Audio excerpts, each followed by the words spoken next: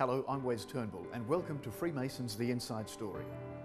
In this episode we visit the Freemasons Victoria Quarterly Communication and find out about the next project the task force is taking on.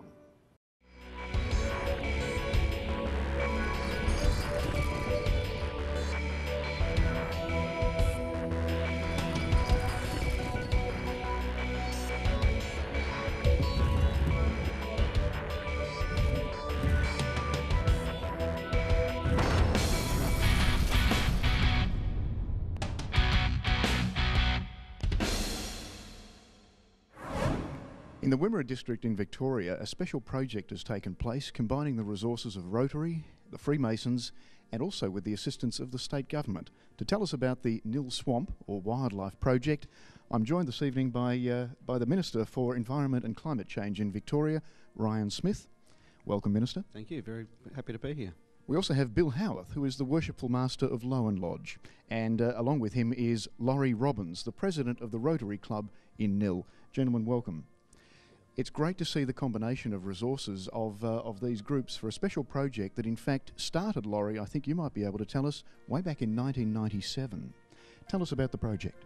It did. The original project was built in 3 stages, I think, from memory. Finished in 1997 and lasted through until 2 or 3 years ago. Now, Bill, you might be able to expand on what the project is, Reviving Nil Swamp. The project is the reconstruction of the Nhill Boardwalk. It's roughly 500 metres of boardwalk in the Nil Swamp, which is a wildlife area as well, wetlands, and it leads through to Nhill Lake. So, Bill, this was a project to be able to invite people to make the swamp a recreational area as well. Oh yes, yes. It's a fantastic tourist area for Nhill. The JPEX Park, which it's right in the centre of.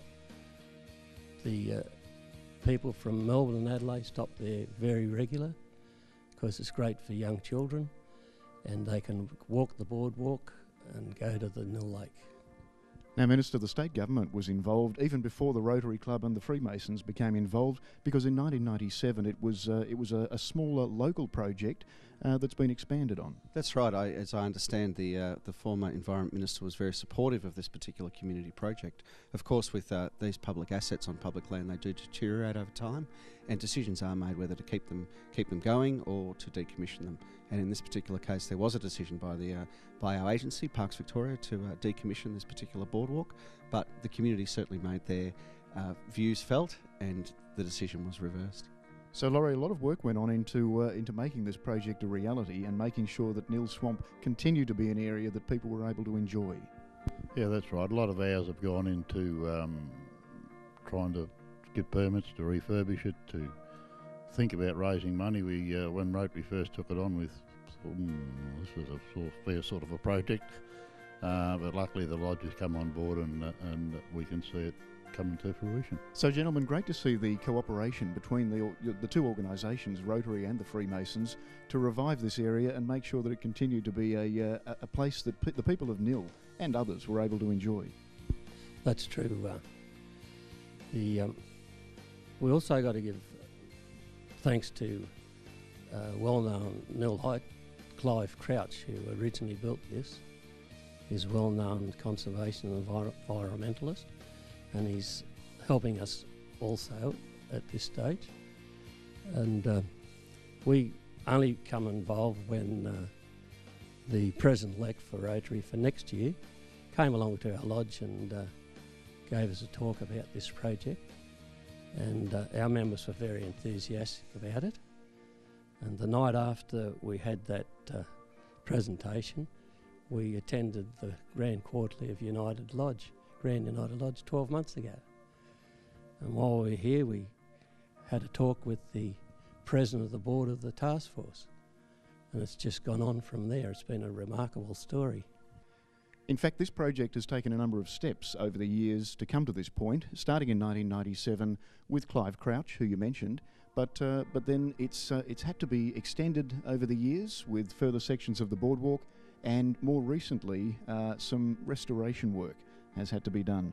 Minister, I understand that it was close to being abandoned, the swamp that is, and the original boardwalk. It certainly was.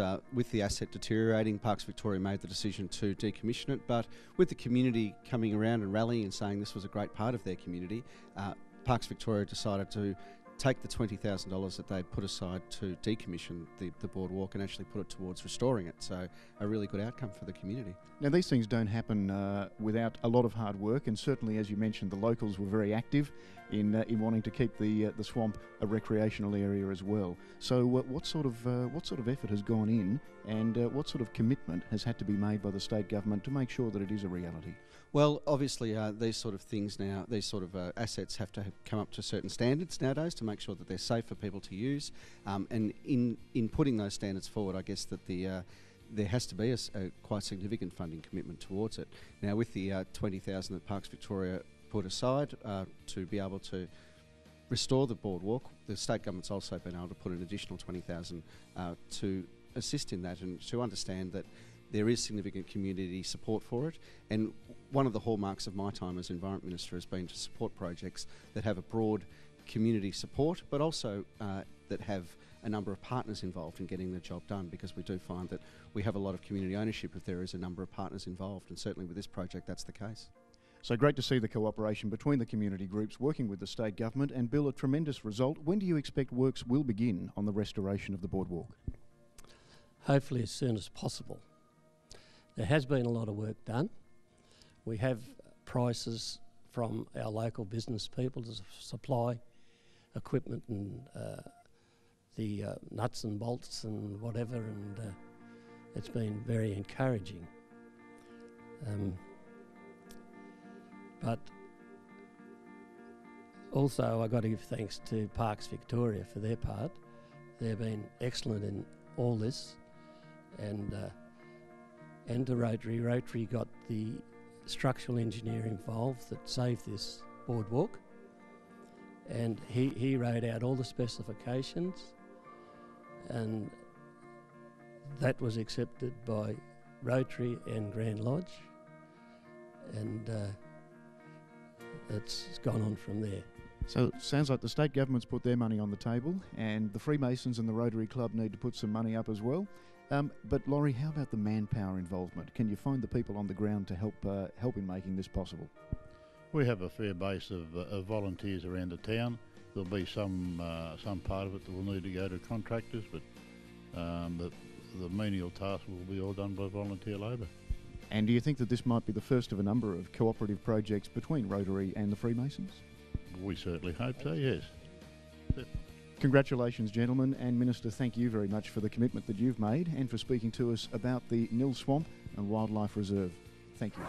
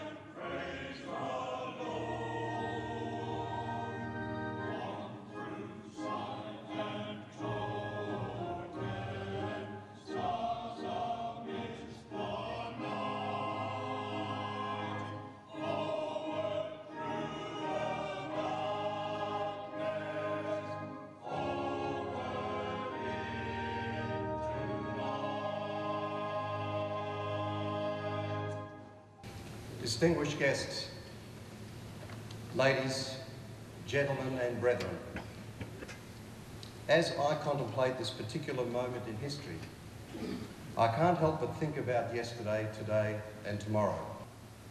125 years to the day that I was installed as Grand Master. There is no doubt that during the ensuing 125 years, each Grand Master had their share of opportunities, challenges, controversies, and in their own way, left various legacies for subsequent generations. It is a great tribute to our founders and hopefully an inspiration to those that are part of Freemasonry today.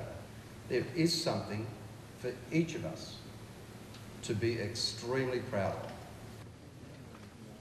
Brethren, ladies and gentlemen, in 1889, the inauguration of the United Grand Lodge of Victoria took place at the Freemasons Hall in Collins Street, Melbourne, with the installation of Sir William Clark as first Grand Master occurring on the following day at the Melbourne Town Hall with 3,000 Freemasons present.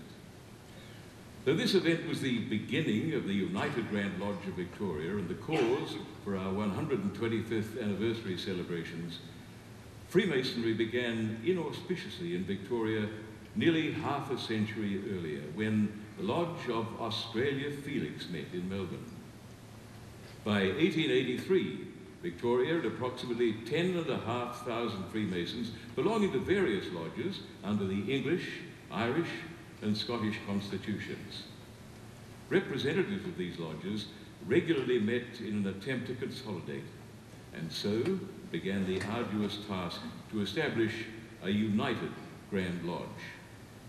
Many attempts were made, but proved fruitless until in 1887, the Earl of Carnarvon, Provincial Grand Master of England, came to Australia, and through his kind influence and advice, all but 3 lodges were eventually brought together and gave rise to the birth of the United Grand Lodge of Victoria in 1889. It's without doubt that Freemasonry has played a pivotal role in the growth and development of Victoria. And of course, this year marks the 125th anniversary of the United Grand Lodge of Victoria.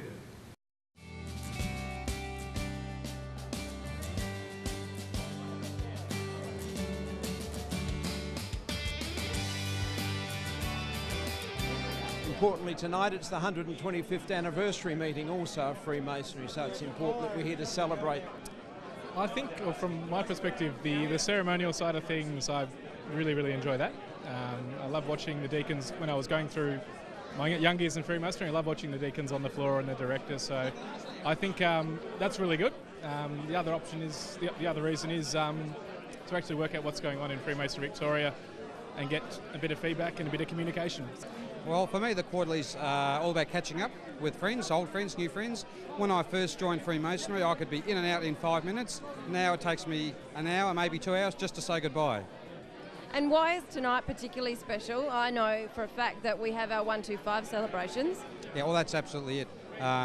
Obviously, it doesn't happen very often, and the Grand Master has gone to a lot of trouble to celebrate the milestone, and so we're more than happy to support.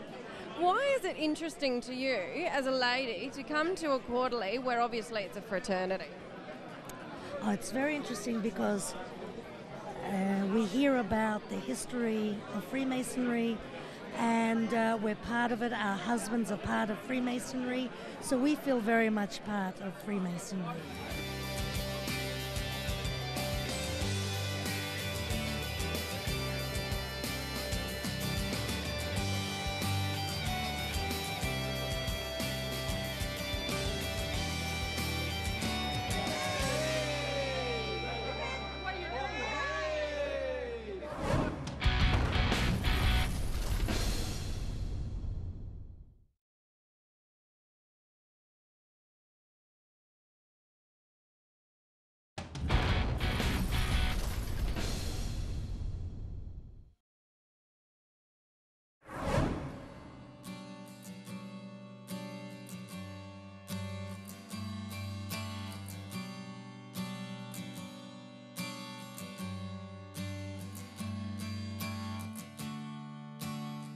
Welcome to our exhibition for 125 years of Freemasonry in Victoria. The United Grand Lodge of Victoria was formed back in March 1889. I'll take you through. We've got some magnificent posters around the room of different past Grand Masters who helped establish the Grand Lodge of Victoria, United Grand Lodge of Victoria. One of our display cabinets we've got here, we've got some some trowels, and they're just common trowels, but they were used for different buildings in Victoria back in the 1880s to lay the foundation stone. And they're a little bit of a treasure to us. Underneath there, we've got a gavel and we've got a lodge seal. Whichever one of the lodges wanted to put their seal on the document to prove that this document is valid, they used to use that seal. And down the bottom are some historic jewels that we have. Some beautiful historic jewels, and are worth looking at any time you ever visit our Grand Lodge Library. We have here an apron, a Grand Master's apron, actually worn by the first Grand Master of the United Grand Lodge of Victoria. It was his own personal apron, and this was his apron. Sir William Clark's apron. Here's some other very interesting displays. You'll see what we call some of our rituals. We've got a ritual here written in shorthand, dating back to 1850. Now that's quite unique in itself. We've got some others here written in longhand. Quite amazing what they did back in those days. Now some more artefacts special what we have here. You'll see a beautiful, what we call a setting maul there, rare, not too many around, and it's a beautiful, beautiful item that we have.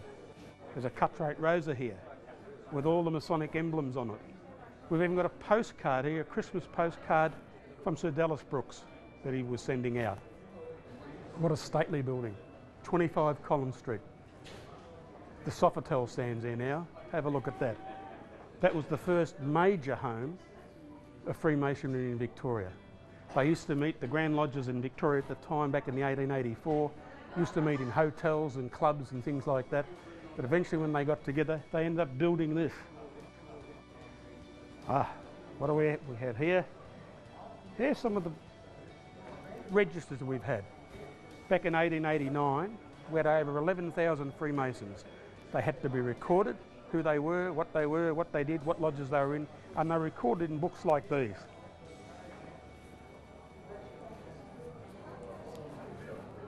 Incredible stuff, all handwritten, beautiful script writing. We've got about 36 of these, a real treasure. And we refer to them often, tracing down great-granddad, great-uncle, etc.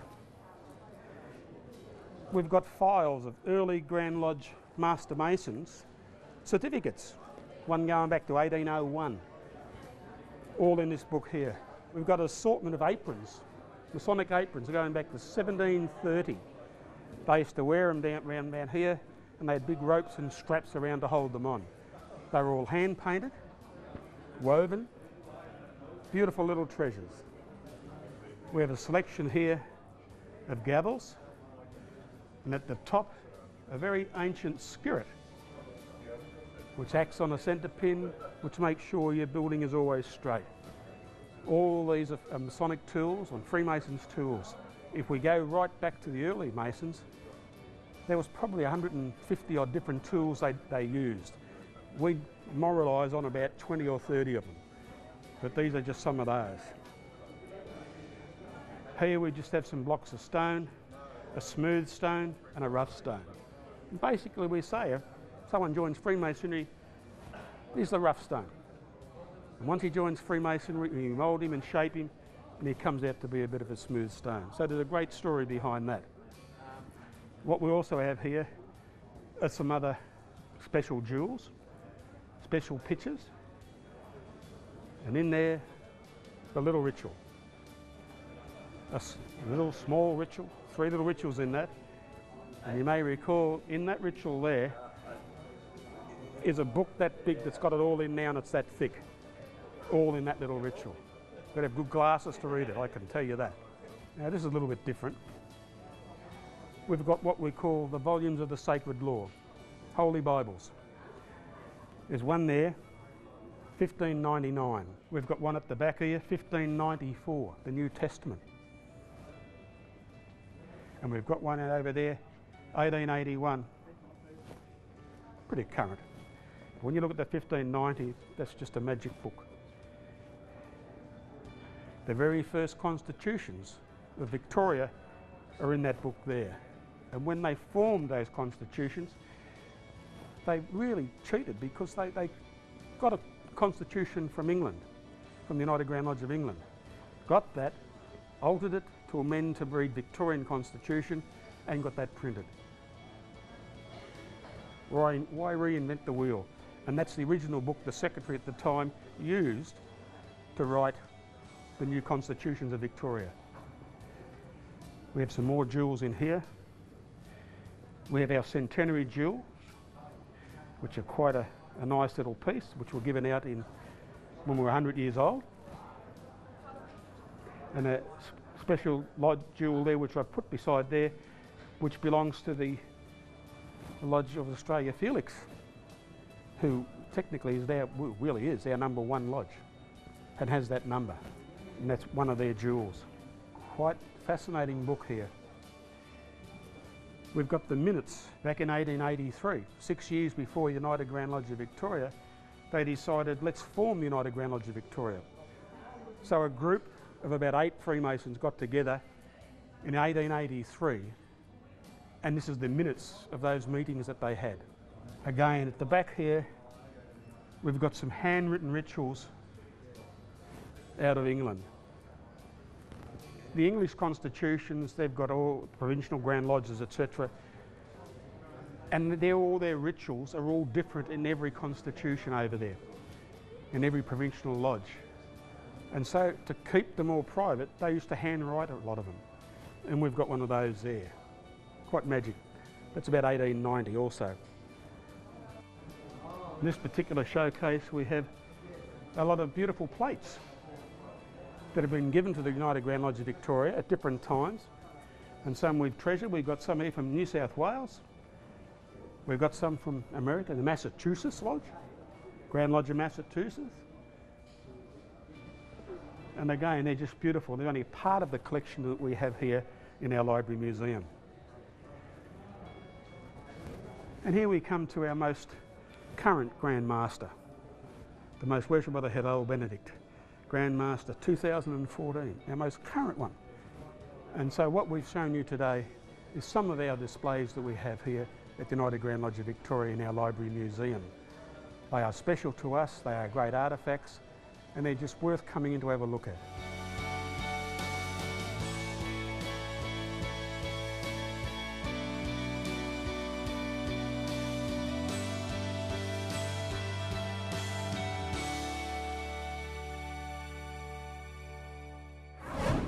Thanks for joining us. To find out more about Freemasonry, visit the Freemasons Victoria website at www.freemasonsvic.net.au or phone us on 1800 Freemason. You can also find us on Facebook, Twitter, Flickr, LinkedIn and Google+. We'll see you next week.